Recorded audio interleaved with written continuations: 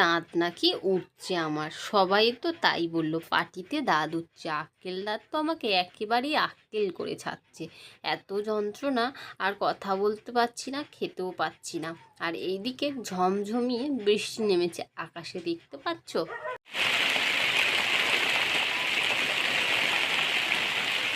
সারাদিনই এরকম বৃষ্টি হয়েছে, একটানা বৃষ্টি হওয়ার ফলে মাঠেও জল জমে গেছে।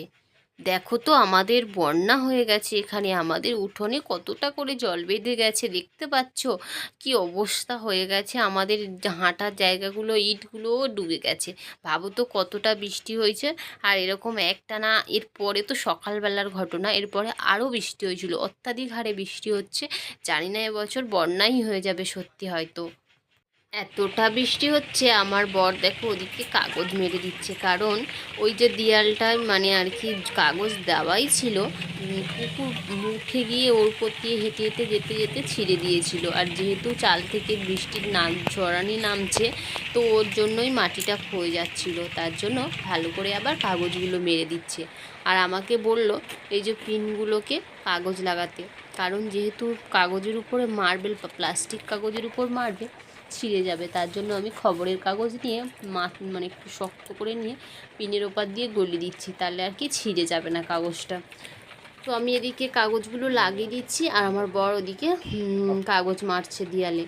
তো এই করছি এখন দুজনে মিলে। প্রচণ্ড বৃষ্টি নেমেছে, নাহলে মাটিগুলো ক্ষয়ে যাবে। আর পাশেই যেহেতু খাল, তো বুঝতেই পারছো ঝাপটা আসছিল এদিক থেকে, তো তার জন্য একটু কাগজ বেঁধে দিচ্ছে। যেহেতু এদিকটায় কী বলো তো, কিছুই করি না এখন, বর্ষাকালে জামা কাপড় শুকাতে দিই, কারণ রান্না করতাম আগে উনুনে, এখন তো আর করি না, তো তার জন্য জামা কাপড় শুকনো করি। আর এদিকে আমার বর আমাকে কাগজ ধরতে দিয়েছে, আমি ছেড়ে দিয়েছি, আর ও ছেড়ে দিয়েছিল আর একটু হলে, তাহলেই চলে যেত কাগজটা খালে। সেটাই আমাকে বলছিল, যদি আমি ছেড়ে দিতাম তাহলে কিন্তু কাগজটা তখন খালে থাক। যাই হোক, কাগজগুলোকে আমি এখন ধরে দিচ্ছি, আর ও একে একে সবটা বেঁধে নিচ্ছে।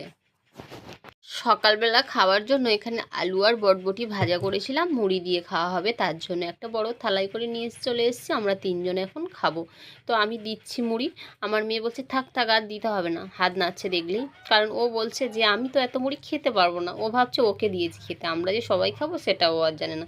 ওর বাবা যখন মাখাচ্ছে বলছে বাবা হাত দিও না তুমি, আমি তোমাকে খাইয়ে দেবো। ঠিক আছে, কেমন করছে দেখো, তো দেখো খাইয়ে দিচ্ছে গালে।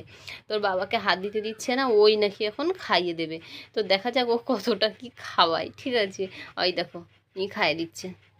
তো বললাম মাম সবাই মিলে খাও, তাড়াতাড়ি করে খেয়ে নাও, রান্না বসাতে হবে। তো এখন ও আর কিছু বলছে না, তো আমি খেতে বসেছি। আমার তো অবস্থা খুবই খারাপ, খেতে পাচ্ছি না, গালে এত ব্যথা হয়েছে, হাঁও করতে পারছি না, তাই একটু একটু করে খাচ্ছি। ভাত বসিয়ে দিয়েছি, এদিকে ভাত কিন্তু আমার টকবক করে ফুটতে লেগেছে, আর ভাতে ডাল সিদ্ধটাও দিয়ে দিয়েছি। আজকে মেনুতে ছিল ওই যে বটবটি আলু ভাজা, ওটাই ছিল, আর এখানটায় সেই ভাজাটাই দেখাচ্ছি আর কি। আর এখানে করেছিলাম ডিমের ঝোল, আর করেছিলাম আমড়া দিয়ে একটু টক ডাল। তো এই ছিল আজকে আমাদের দুপুরের মেনু। তো চলো খাওয়া দাওয়াটা কমপ্লিট করে নিই। খাওয়ার সময় এলেই চিন্তা, কি করে খাবো, হাঁ করতে পারবো না, চিবাতে পারবো না, তো খাবো কি করে। ওদিক থেকে দেখাচ্ছে, কোথায় যাবে, কোথায়? মামা বাড়ি যাবে। সুন্দর লাগছে, সুন্দর হেব্বি লাগছে।